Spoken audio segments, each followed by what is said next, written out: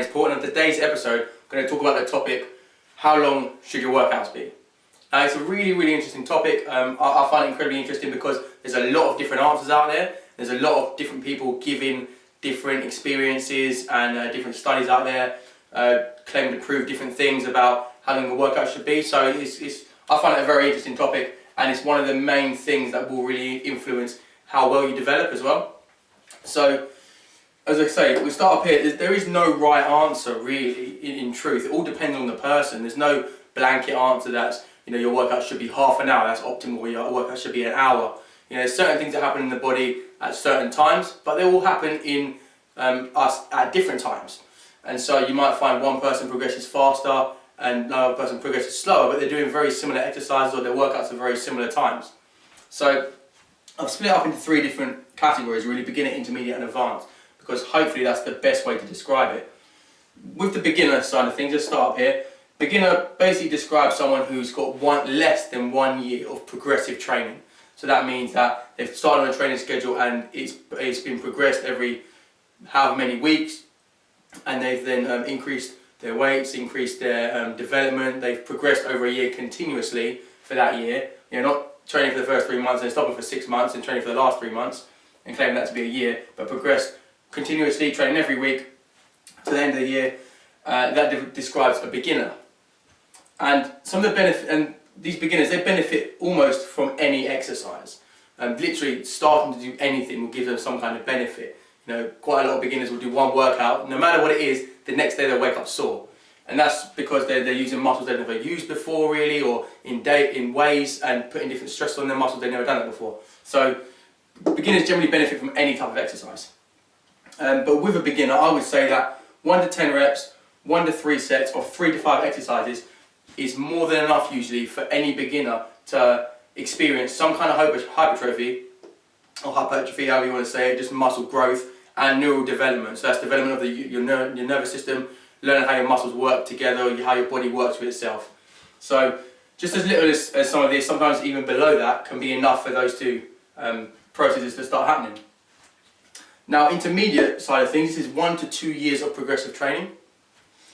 And a top level beginner workout, so the top end of this will still initiate some kind of response. It will still be a kind of stimulus to help intermediates as well. But once you start crossing over into this, these will start affecting you less, and you'll start to get less development from them. And therefore you need sets, load and number of exercises will need to be increased. In terms of the smallest increment to increase it by, reps is usually, but in terms of what's going to make the biggest difference to your workout, it's usually sets. But obviously load and number of exercises will contribute towards that as well. And I put an estimated working out time of 20 minutes to 1 hour. Now that is very estimated. It all depends literally on what you're doing, on the load, the sets, the reps, your goal. It varies completely over what you're doing. So this is really just an estimate. And finally we go on to the advanced side of things. This is greater than 3 years of progressive training. Now if you trained 20 years ago and you're trying to get back into things, you don't really fall underneath this category anymore. This is going from scratch, if you will, up until 3 years of progressive training. So once you've trained up to that 3 years, then you are then at this stage.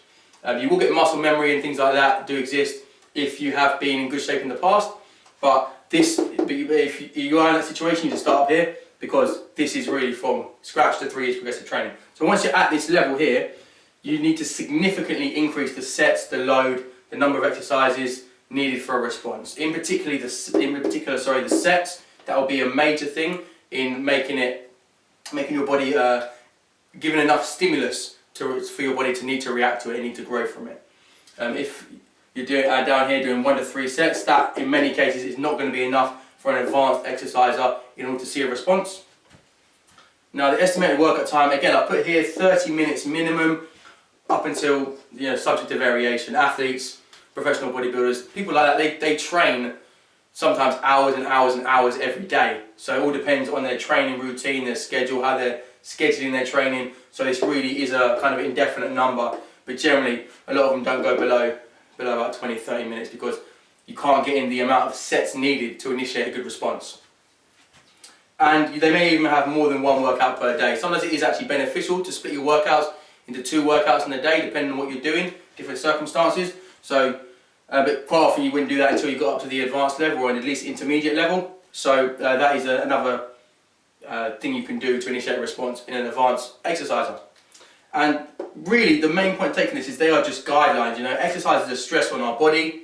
The most important thing, if you're at this stage especially, is just to get started, is to get going.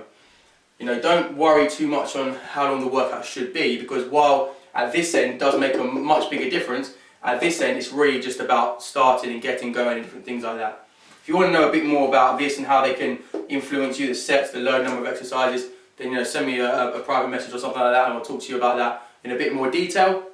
But I hope that's given you a bit more scope and a bit more knowledge about how long the workout should be, really. So as I said, I hope that's helped you. If you do like the video, please give it a like. I'd love it if you could subscribe, but if not, I'll see you on the next episode.